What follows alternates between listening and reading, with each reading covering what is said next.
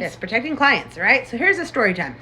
They'd also work with the recently released incarcerated people who would come out, right? Yeah. These guys that would be out, and they'd work with them and help them find a job, stuff like that. Halfway house. All right. So they would give So them they these would give vouchers. these vouchers. So one day, right, when I was working, this guy walked in. He's like, "Hi, I have a voucher. I need a haircut." "Sure. Can you sign in? I just got out of jail." I'm like, "Oh, yeah. Are you working with so and so organization?" "Yes, they gave it to me." "Oh, yeah, yeah." He's like, "Well, what can I get?" "Well, you can get a haircut. You can get a wash." Simple questions that you ask as a hairstylist. Of course, you're a and hairstylist. usually, again, we've said this time and time again, right?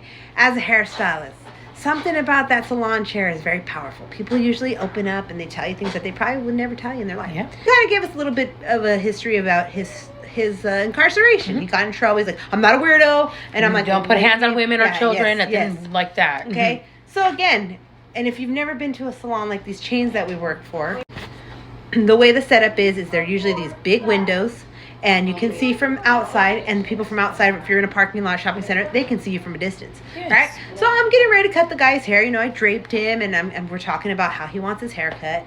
And next thing you know, like a customer, Oh, of right? course. So Emily goes up to the customer, and she's like, "Hi, How may I help you?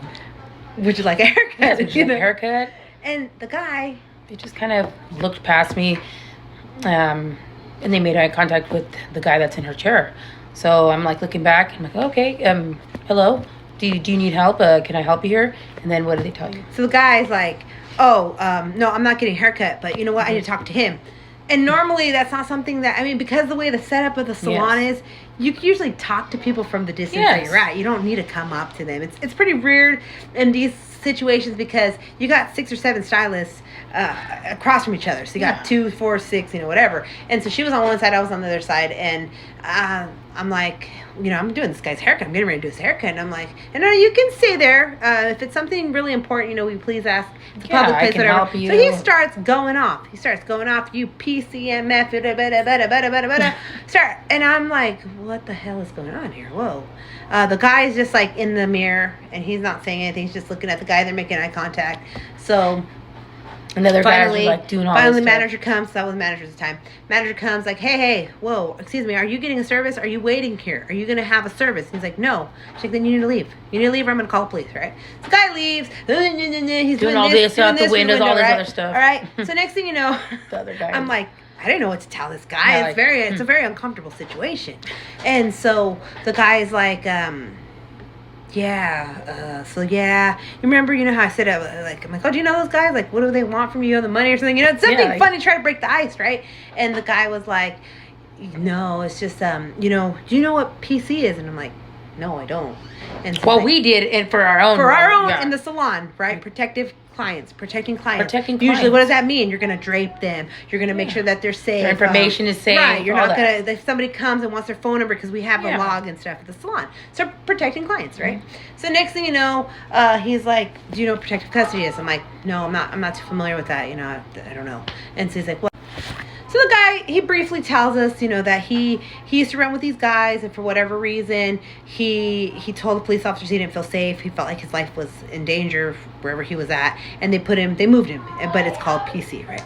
So I'm like, oh, protecting clients. Like, hey, so like, are you gonna be okay when you leave here? Like, because we're almost done with the haircut. This is like 15 minutes into it now, and I'm like, do I need to call the police or? He's like, oh, no, nothing like that. No, and he's like, but do you guys have a back door? I'm like, yes, we do. And he's like, is there any way like maybe I can just leave through the back door? And so I'm like, well, sure. And the nice thing was the salon that we worked in is you have the front floor, right? That's like the arena, if you want to call it like that, where all the stylists are cutting hair, and you have all the mirrors, and then you have the waiting area where the guy walked in. But then we have this island that separates the main area from the shampoo area, and that's where you usually get your hair washed, and then from there there's another little hallway that would take you to the back, and you could exit through the back. I know that whoever was out there could see us. They could see us from whatever way, right?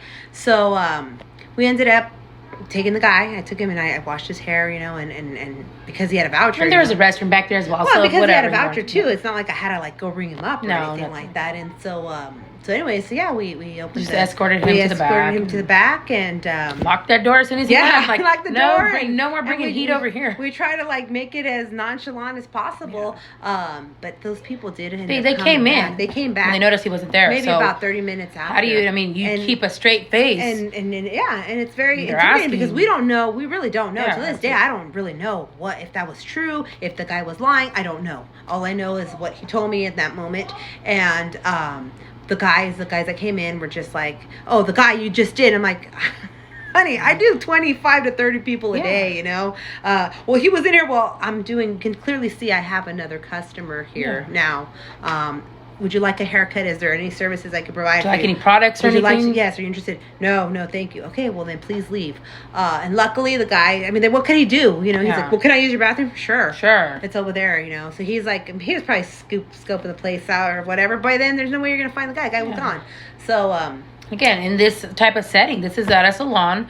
Yes. So one guy is like saying, no, don't call the police. It's going to be worse for him or whatever he's talking about. Yeah. You're still trying to process what this man's just said. He just got out of jail or whatever. Yeah, whatever he's telling you, I'm like, whatever. And talking about this, okay. But again, because we were trained in this type of job where we were at with the protecting clients, you know. Protecting clients. At that moment, he was our client. And if someone comes in asking, right? Not thinking about it, we probably should have called the police. That probably would have been like the best thing to do, I think, honestly. But what do? I mean, you don't want to get involved. Yeah. And our police department where we live is very fast and they're very on it. So it probably, I don't know. I really don't know. Yeah. But thank goodness nothing happened to us. Thank goodness nothing happened to the guy because you hear these horrible stories. So that is our definition on PC. Protecting clients in the hair salon world. That's what it means for us. For us.